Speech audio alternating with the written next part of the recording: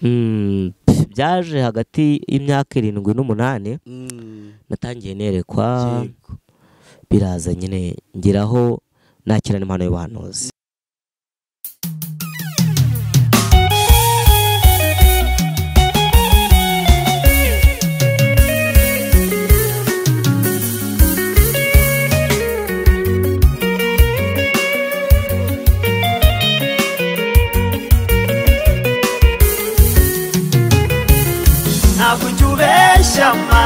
Ntabwo ujubeshya iyo usezeranye urasohoza. Ntabwo ujubeshya mana narabibonye iyo usezeranye urasohoza. Ntabwo ujubeshya.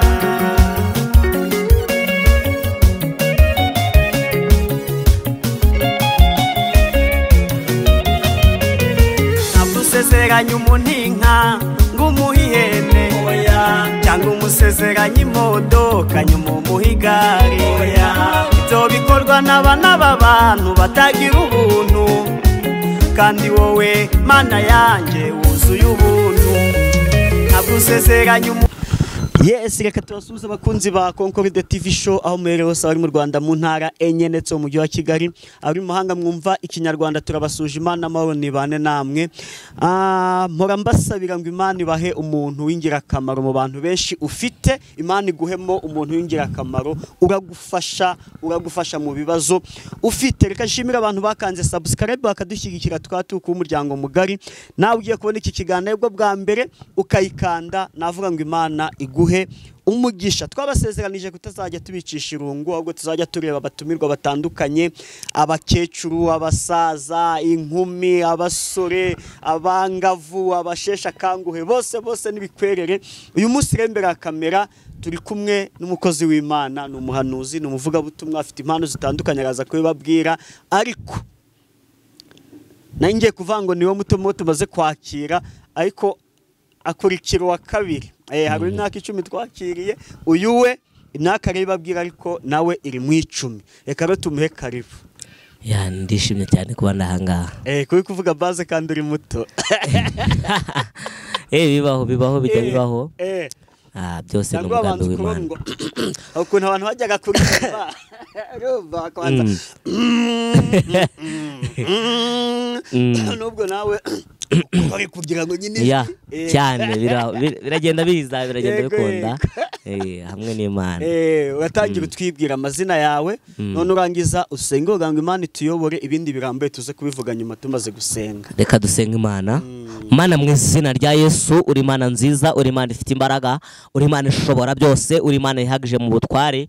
No mpamvu tuguhamagaye muri iki kiganiro kugira ngo umwuka w'Imana abe kuri twe, umwuka w'Imana aturwanirire, umwuka w'Imana reka abe kuri twe. Mu izina rya Yesu rero reka buri wese ubane nawe kandi iki kiganiro kiyobore ubane n'abadukurikiye mu izina rya Yesu. Amen. Amazina yanjye nitwa Dushimimana Vincent Dawidi. Uvango imbere ya kamera turi kumwe na Dushimimana Vincent Dawidi, inyuma ya kamera kuri Mike mukaba muri kumwe na Hatumimana Concorde. Imana ishimwe. Yes, Dawidi ufite imyaka ingahe? Mfite imyaka 16. Ufite imyaka 16? Yego. Uri umunyeshuri? Ndi umunyeshuri. Wiga he? Niga hano mu karere ka Musanze. Yego. Ku kigo kurwungi rw'amashuri rwa JS Muhoza ya mbere. JS Muhoza ya mbere. Yego. Ni iki kiramwe na ADPR? Ni iki kirano kuri ADPR. Yego. Dawidi ageze mu kangahe? Dawidi ari muri senior 2. Senior 2? Yego. Senior 2 mu kinyarwanda ni mu mwaka wa kabiri w'amashuri yisumbuye. Yego. Cyiciro rusange. Mu wa kabiri. Yego. Dawidi avuka he? Njye mvuka mu karere ka Burera, mu murenge wa Rugarama, mu kagari ka Karangara, mudugudu wa Muhabura naho mu rugo. Mudugudu wa Muhabura kabisa. Uwo mudugudu ni nawe urimo ikirunga cya Muhabura, ngira ngo bawitiriye ikirunga. Bawitiriye ikirunga.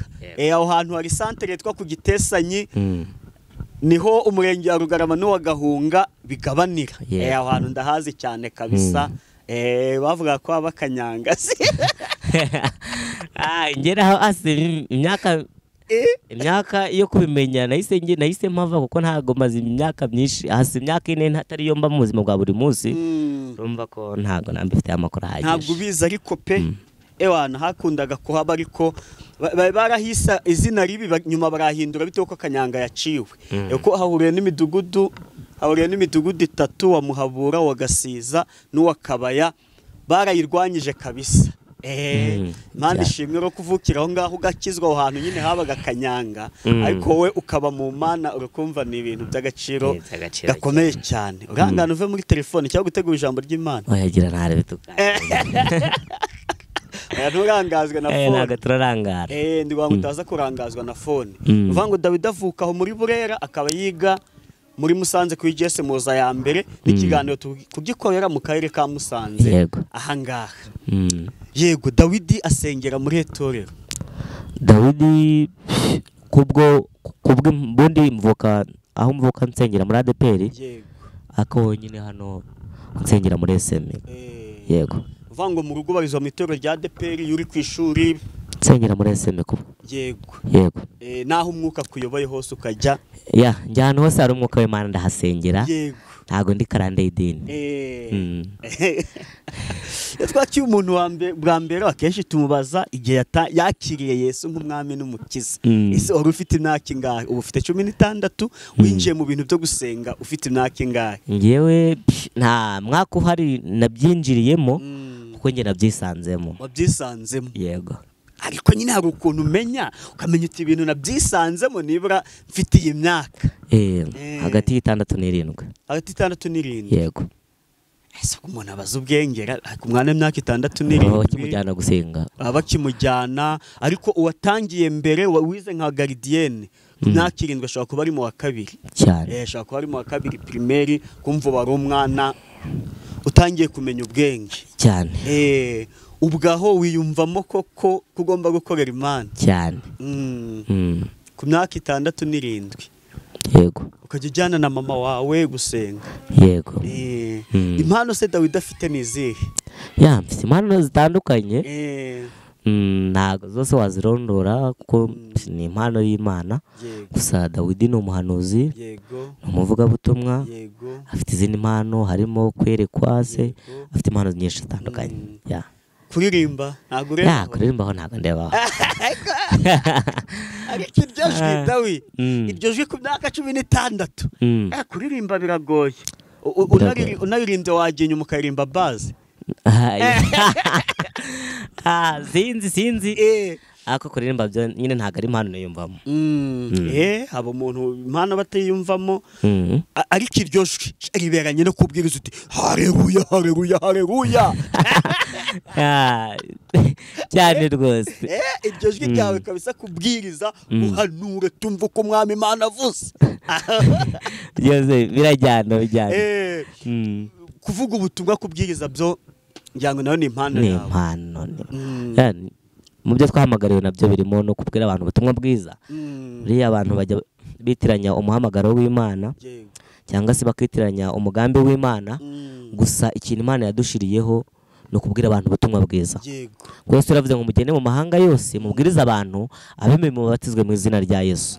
Rero nyine mu mugambi Imana yadushiriyeho no kubwiriza abantu ubutumwa bwiza. Ushobora kububwiriza mu buryo buri public cyangwa se mu buryo rusange.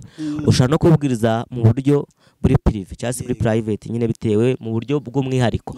Ushobora kubwiriza umuntu umwe cyangwa ukabwiriza abantu bose.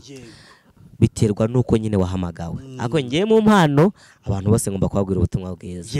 Yego. David mwizo mpano ufite ndumva turibanda kuri ebyiri. Turibanda ku y'ubuhanuzi twibanda no kuyo ivuga butumwa yo kubwiriza. Uvango iyo ubuhanuzi ntabwo dutegeka ngo ubuhanuzi buze umuntu ahanura. Cyane ni iby'Imana. Ni iby'Imana nibigena ishatse gutanga message kuko ngira ngo umuhanuzi aba ari intumwa y'Imana. Y'Imana Imana iguha message n'urugero igaha Dawidi message ngo iyi message yishyire Concord.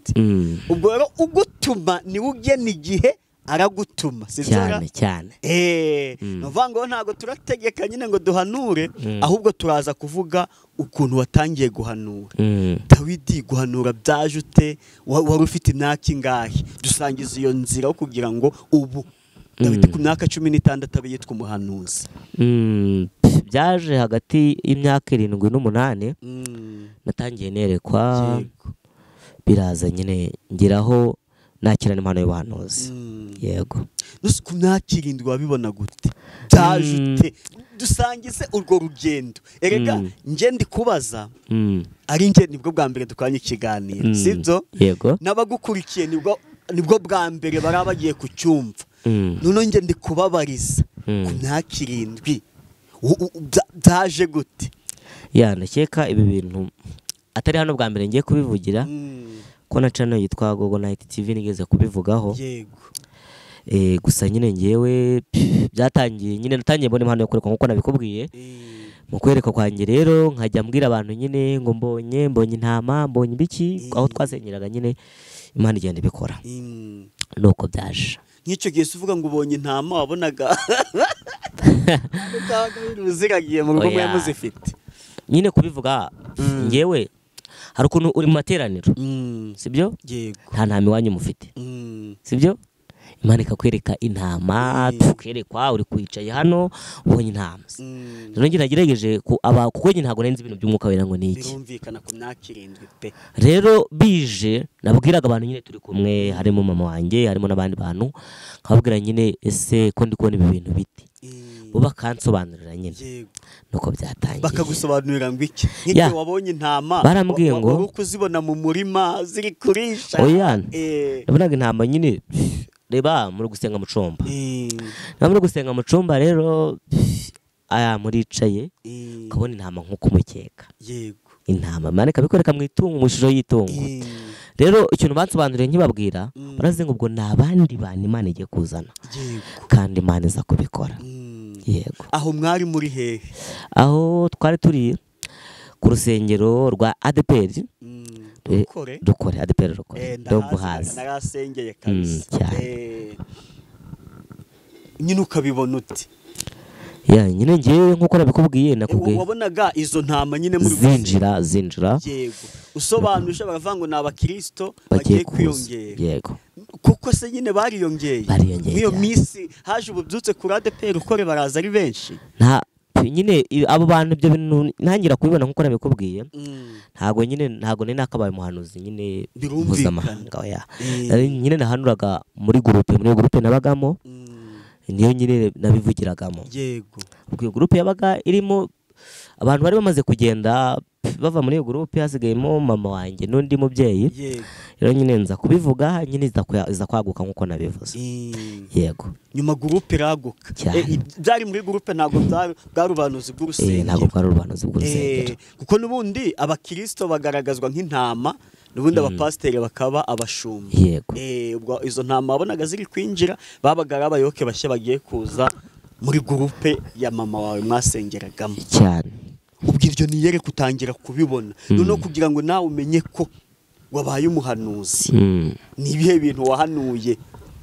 Ibintu nahanuye kumaze guhanura ubuhanuzi bwinshi, si byinshi byagiye bisohoka. Uribuka bwa mbere ushaka kubitaka ibyuka kuko wari uri muto, ariko ukuntu umuntu ajya yibuka dukeya. Ubuhanuzi nahanuye bwa mbere ubuhanuzi nabakobesha kuko ni kera ngana bibaze mu myaka 9 ishize.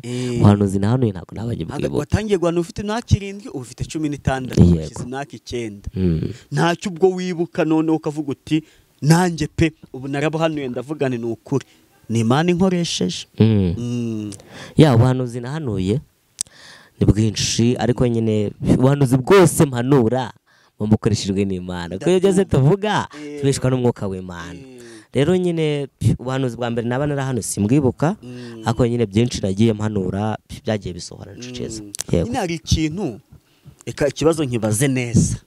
Ubwo uri umunyeshuri turajyanamo neza. Nta kibazo. Sibyo? Hari ukuntu hanura pe ukabona ari ibintu bisanzwe, ariko hagiye n'ubuhanuzi buza cyase ukumva watinye kugira ute kubuvuga. Ubuhanuzi rero ubuhanuzi nahanuye bungoye. Yego. Ubwo nibwo ushaka nyine. Ikibazo nakigoroye gutyo. Hari ubuhanuzi nyine, hari ubuhanuzi ugiye guhanurira umuntu wenda ngo Imana kurenza impanuka ntago ari ibintu bikomeye. Ubwo guhanurira umuntu umubwira kugiye gupfa.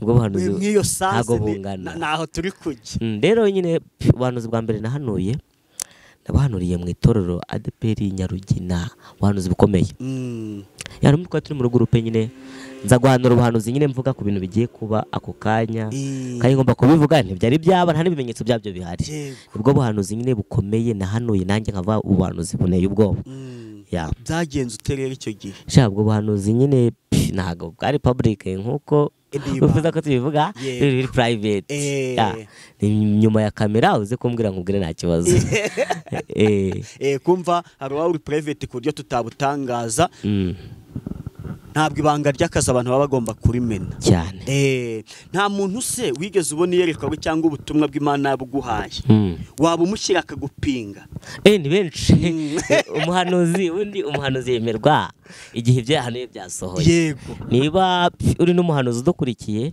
ukaba ujya uhanura ariko ibyo uhanura bikaba ntawe wakubwira ngo ibyo wahanuye byasohoye ubwo ntabwo uri umuhanuzi kuko umuhanuzi yemerwa kuko ibyo yahanuye byasohoye igihe bitari byasohora ubwo ntawe waba umuhanuzi rero nyine abantu badupinga bo ni benshi cyane no twe babana dufite ikibazo gikomeye cyane kuko ntacyo banze umbwire ubwo wigeze Imana iguha waba ushyira umuntu akagupinga ariko nyuma akazaza kwemera nyuma turaza ku mbogamizi uhura nazo mu buhanuzi nigeze kiguhanurira umuntu ndamubwira ngo Imana inyeretse mbonye uvunitse akaboko yego yaransubije ngo ni wowe uzakavuna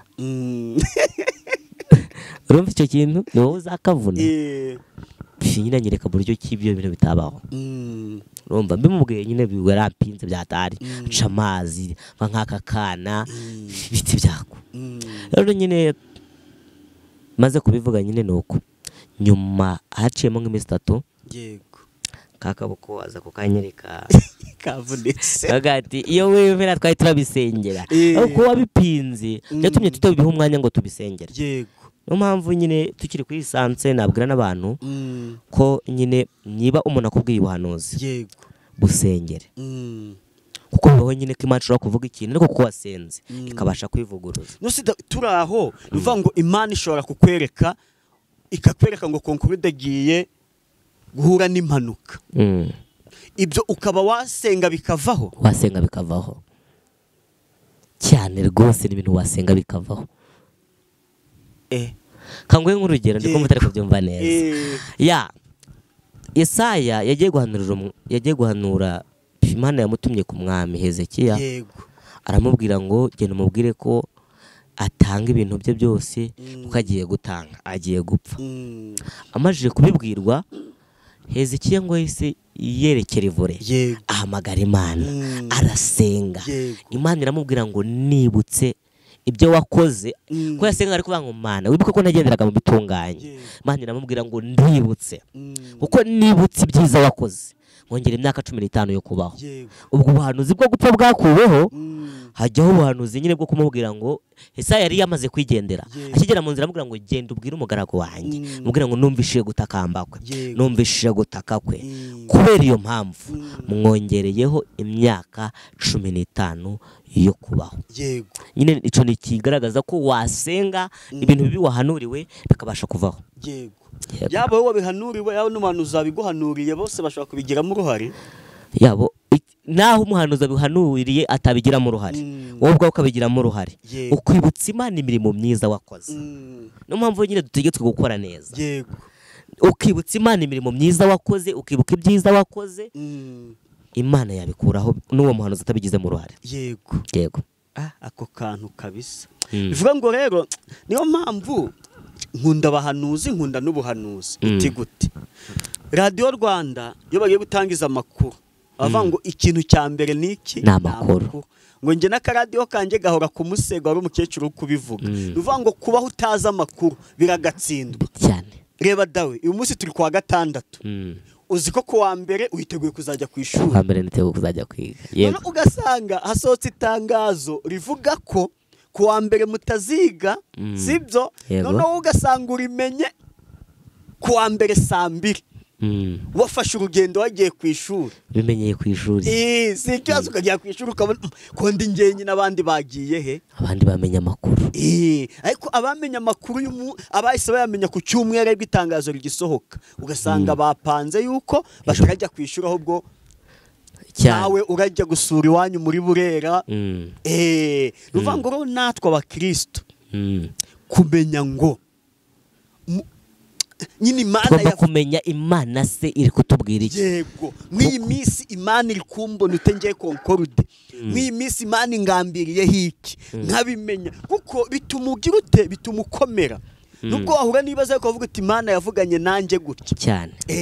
Niyo mpamvu muri za mpano ufite iyo bahanuzi twagize ute twayitinzeho cyane kuko abahanuzi ni intumwa z'Imana, Imana ihereza ubutumwa bakabutugezaho cyane.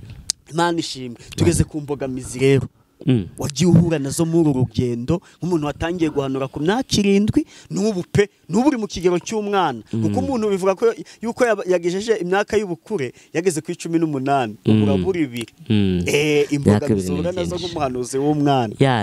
Imbogamizi ngewe nahuye nazo nuko nyine hari abakozi Imana muhura bakajya bagenda nyine turi kuvuga mu gice nyine cy'abakozi b'Imana. Hari igihe nyine uhura nabo kuko umuhanuzi w'umwana hakagera bakubwira ngo nzakuzimya nudakora ibi nzakuzimya nyine cyangwa se ukajya gusenga bakakubwira ngo uri umwana hari ibyo udakwiye kumva. Burya hari abahanuzi b'abana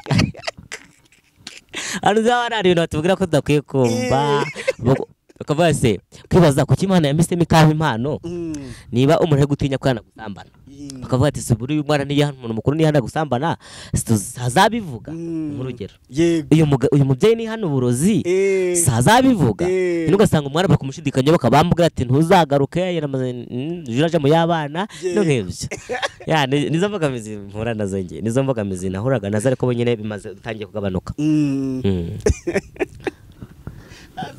Turaho nta bintu urere kukabona nyine ni iby'umuntu mukuru hagati si umuntu nabimubwira ute ndahera ntago bibaho ariko nyine kumuhanuza agenda ubundi iyo gitangira nyine uvuga ese aramfata ati kabyibazo ariko nyine kugenda ukura ndakeka nanjye nyine mu myaka 9 amaze ndo umuhanuzi hari ibintu byinshi nyine nunguka nkaba namenye se uyu muntu ungana ukunda mubwira mu buhe buryo kugira ngo bigende message igende neza nta hano byangije nabyo nyine ni ikintu umuhanuzi agenda yiga mu buzima bwa buri munsi.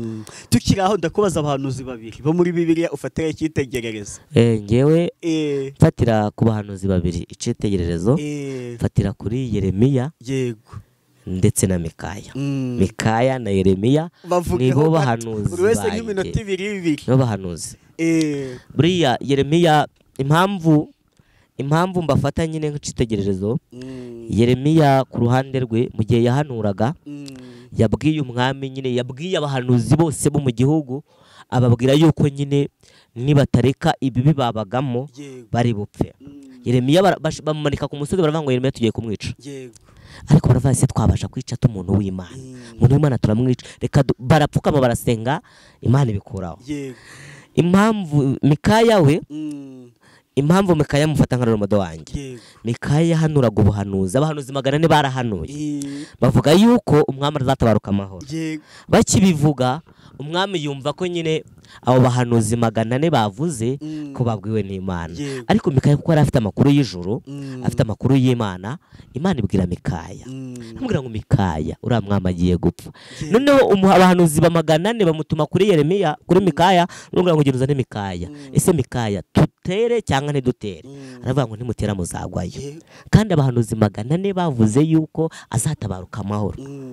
Mikaya waremera ntiyagendera muri munuza nyine ntiyagendera mu kigare c'abantu 400 ngo bahanuye ahubwo batanga amakuru y'ijuru ayatanze rero Mikaya amaze kubivuga amaze gutanga ayo makuru Mikaya nta kindi yakoze baravuze ngo cekeka mu gifate mu gihe amazi y'agahimano mu gihe ibiryo by'agahimano rero nyine ikintu mwigiraho numva ko dukwiye gutanga amakuru y'Imana utitenga umuhanuzi runaka yahanuye n'ubu turi kumwe ukahanurira umuhanuzi ukamubwira ngo ukabwira umuntu ngo Imana iragutabaye Imana ikambwira ngo agiye gupfa ntabwo ngomba kugendera muri chance yawe ahubwo ngomba kugendera mu Imana yavuze nico kintu mbigiraho.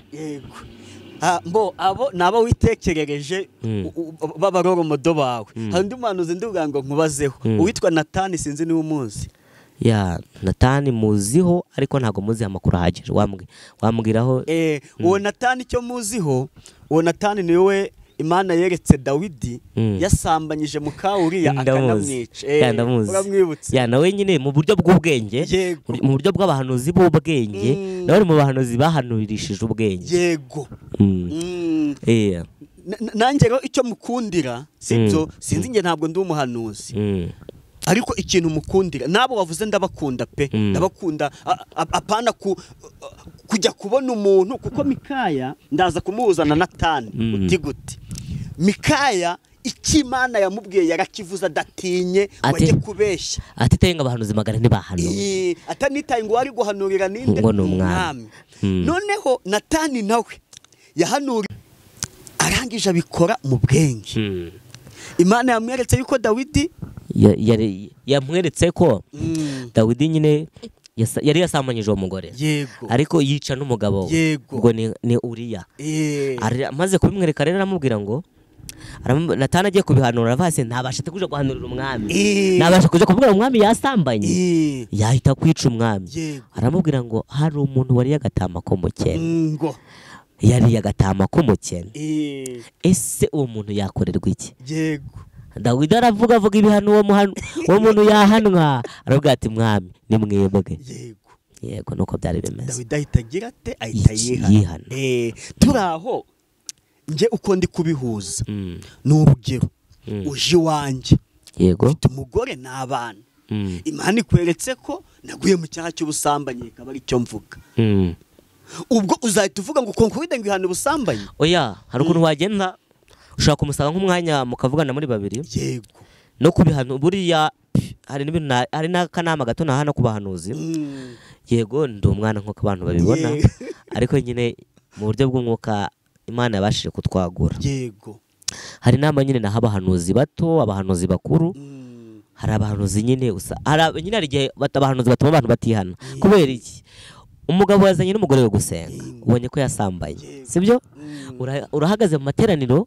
y'abantu 300 wenda n'urugero uravuze ngo wa mugabo we warasambaye uwo mugabo ashobora no kubyihakana kugira ngo umugore we atamufata nabi yego iciza n'ibimana ikweretse ko kana kasambanye n'ubundi ntabwo yasambaniye muri public ushaka kumwegera ukamubwira ngo ihane waguye muri iki caha yego ukamwegera nyine ukamekinga shuwa yuko atari mu kajagari ushaka kumuhanura nyine ibyo bintu ugasanga umusenyeye umuryango nyine mu buhanuzi ugomba kugiramo ubwenge yego niyo nama nababwira ugomba kugiramo ubwenge yuko uhanura yego niyo mpamvu nenzanye Natani pe naramwemeye yagiye yakoresheje ubwenge yagenda nabegiye kwasiga umutwe cyane arega ibintu none se ibintu by'ubuhanuzi abantu bagomba kubigiramo ubwenge yego n'ikindi kintu navuga hari ibintu hari ubuhanuzi uhabwa bigasaba ko ari wowe gusengera yego rero ubwo buhanuzi wahaye gusengera kuri wowe ntabwo ari ubuhanuzi utanga muri sosiyete yego sibyo nk'ubu Imana ishobora kukubwira ngo igihugu canyu wenda kigiye guhura n'ibibazo sibyo ntabwo urahita ugenda ngo uvuge ngo igihugu cyacu kigiye guhura n'ibibazo urabisengera sibyo rero abantu nyine bamenye gutandukanye se ubuhanuzi bw'Imana ese ubuhanuzi Imana yampaye nuko gutanga muri sosiyete cyangwa se reka ngo urugero rw'abahanuzi bagenzi banjye bakora ivuga butumwa ariko ngewe sigaye ndagira nabo ibibazo bitandukanye icyambere hari abahanuzi babwirwa ko wenda Dawidi n'urugero reka bitanga nk'urugero hatagira umuhanuzi ufata nabi buriya hari abahanuzi batwandikira batubwira nabi wenda ngo twabavuzeho reka nguhe nk'urugero umuhanuzi runaka Imana iramubwiye ngo konkorude wenda Imana itumye Dawidi yego nje kukubwira ngo wakoze ibyangwa n'amaso y'Imana ihane yego mpisenza uteretse izi kamera ngo reka mbwire konkorude Imana ngo aramwe ngo yarasambanye ngo niyihane ubwo ni ubuhanuzi butarimo ubwenge ubwo banuza akajya kubucisha kuri kamera nimba waramubuze shaka nimero ye nuyibura Imana izakujyana ihakwereka nuzambwa ni ko ari ubwa konkorude n'ubwisi yose ntago ari isi yose n'ubuhanuzi buri private David nyango turaganiye kabisa amagambo y'ubwenge kandi ni byiza vraiment uri muto ku myaka ariko ntago uri gito nta nubwo uri muto mu bwenge Imana ikomeze kwagure Imana ishimwe nukuri tugiye guha umwanya wo kugira ngo tugezeho ijambo ry'Imana. Twavuze ko muri za mpano ufite turaganira ku y'ubuhanuzi no kubwiriza nayo ukaza kuyikoresha. Ni karibu. Mu gitabo cy'umuhanuzi Yeremiya igice cya 14 umurongo wa 14. Wa muhanuzi rero umudo wanjye. Yego kabisa. Amuhanuzi nkunda muri Bibiliya. Reka abari we tuganiraho. Igitabo cy'umuhanuzi Yeremiya igice cya 14 umurongo wa 14. Reka dusome mu izina rya Yesu. Amen. Haranditswe ngo nzazamuka ndengaho ibicu bigarukira, nzaba nk'isumba byose, ariko uzamanuka ikuzimu ugere ku ndiba ya rwarwobo. Abazakubona bazakwitegereza cyane, bagutekerezeho bati uyu niwe wahindishaga isi umushitsi, abanyeganyeza ubwami, agahinduka isi ubutayu, asenya imidugudu yo muri ayo, ntarekura abanyagano ngo basubire iwabo. Cyo kintu cyangwa tuganireho. Uyu munsi Yeremiya Imana iramubwira ngo genda ubwira abantu, genda ubabwire yuko ba bantu babwiraga abantu ngo nabahanuzi, ba bandi biyoberanyaga mu murimo w'Imana ko bagiye kumanurwa. Ba bandi babwirizaga abantu ubutumwa bwiza, ba bandi babwirizaga umushitsi isigatigita ngo umuhanuzi runaka yavuze, bagiye kumanurwa ikuzimu kubera ibibi byabo. Bishatse kuvuga ko rero niba uri umuhanuzi w'Imana, niba ugendana n'Imana, niba uvugana n'Imana, ugomba guharanira kugira ngo wegerane n'Imana. Yesu yatumye intumwa arazibwira ngo mwe kwishimira yuko abadayimoni babatinya, mwe kwishimira ko muhanura ubuhanuzi bugasohora, ahubwo mwishimire yuko amazina yanyu yanditswe mu gitabo cy'ubugingo. Mu gitabo cha Dr. Luka ibice 10 kuva kuri 17 kugeza kuri 23 niho ubwo murongo wanditswe, niho ayo magambo yanditswe ngo mwe kwishimira yuko abadayimoni babumvira, mwe kwishimira yuko mwahanura bigasohora, ahubwo mwishimire yuko amazina yanyu yanditswe mu gitabo cy'ubugingo. Niba ushaka gukora iby'Imana, niba ushaka gukora ibyiza, ukwiye kwemera guharanira kugira ngo utazakorwa n'isoni, kugira ngo utazamwara ku munsi w'urubanza, wa munsi Yesu yaje ugakorwa n'isoni. Haranira kugira ngo ukore ibyiza, ariko haranira kugira ngo ubwami bw'Imana burutwaranire, gusabwa gukora iby'Imana neza kugira ngo uzabone ubugingo buhoraho. Nico kintu nabivugaho. Imana iguha umugisha mukozi Imana Dawidi. Turasoje. Nagukunze pe. Nanjye nabakunze. Imana ishimwe ngo twakundanye. Ubwo bivuga ngo tuzongera dukora n'ibindi biganiro. Ntabwo dushyizeho akadomo, dushyizeho akitso. Tuzongera dukorane ikindi kiganiro. Ubwo ikintu ugiye gukora, ugiye gutanga nimero yawe ya telefone. Abantu bo kuri Concorde TV show bakunda abahanuzi, bakunda kubahamagara, ngira ngo ni nayo ntego ya channel yacu kugira ngo abari kure. Nose ubu ntabwo avana Musanze ngo uhite ujye i Burundi. Ariko ikoranabuhanga ryaraje, umuntu w'i Burundi nareba ikiganiro akaba yaguhamagara mu gihe ufite umwanya wamusenga. Tugomba gusenga. Icyo bitwaye? Ahantu utagize amaguru hatuma isengesho. No turahindura no ukahatuma ikoranabuhanga. Telefone ugiye gutanga nimero yawe. Nimero yanjye ni 0788 40 32 45. Urasubiramo? Ni 0788 8 40 32 45. Ni nayo kuri WhatsApp? Nayo iri kuri WhatsApp. Ni byiza ko hari abantu bakure baba bakeneye nimero WhatsApp, bahamagara kuri WhatsApp cyangwa se bakandika kuri WhatsApp. Wavuga n'amasaha meza abantu bakubona. Ikindi kintu nyine nkuko twabivuze, Dawidi ni umunyeshuri. Mu masaha yo kwiga iyo umuhamagaye ntabwo yakwitaba kuko bari ku ishuri. Kumamagara ni 2 z'umugoroba. Saa 2 hejuru, mbese hagati yo kuva saa 2 z'umugoroba kugeza nka saa 5 wenda. Umuntu yamamagara. Hejuru yaho ntimari kuko mba naryamye. Shamamagara gasanga naryamye ati Dawidi yarambije. Sibyo? No muri weekend ho mba mpari amasaha yose. Uzabakira. Ubundi reka dusoze n'isengesho uko twatangiye n'isengesho. Reka dusenge. Mana mu izina rya Yesu, uri Mana nziza, uri Mana ifite imbaraga, uri Mana ishobora byose. No mpamvu wabanye natwe, waturinze, watubereye Imana urushimwe. Turagwamagaye kugira ngo iki kiganiro waturinze tugisoje amahoro nuhabwe icubahiro ngaho bana n'umugaragu wawe abadukurikiye ukomeze ubarinde mu izina rya Yesu amen. Imana igumugisha. Tubibutse yuko Dawidi afite channel yitwa Vensa TV 8 Rwanda. Vensa TV 8 Rwanda, abantu bajyeho bakurikirane ibiganiro bye bamushyigikire kuko rwose n'umwana mwiza cyane. Amen. Murakoze cyane.